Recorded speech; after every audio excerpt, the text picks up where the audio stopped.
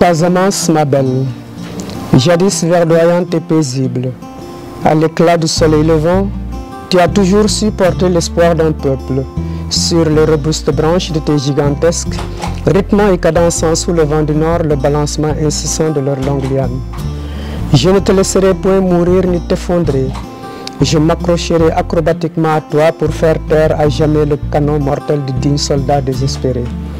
Je me pointerai à l'aube et me dresserai à l'aurore pour échoir la trajectoire du redoutable rebelle révolté.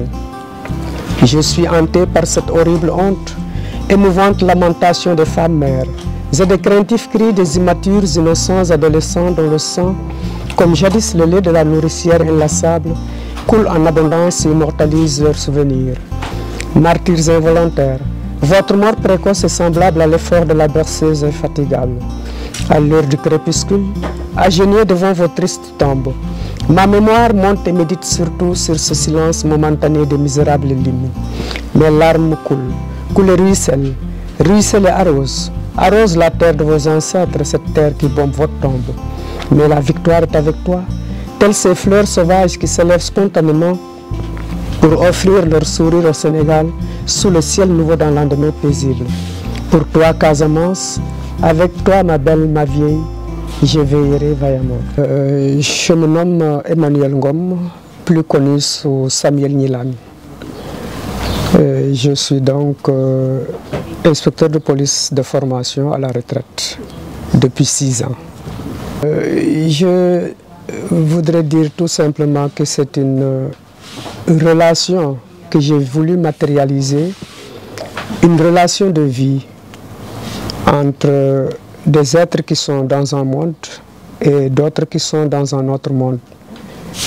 C'est le monde des vivants dans lequel nous sommes toujours en pèlerinage, et c'est à la fois le monde des morts qui ne sont pas morts en réalité, comme disait Birago Diop.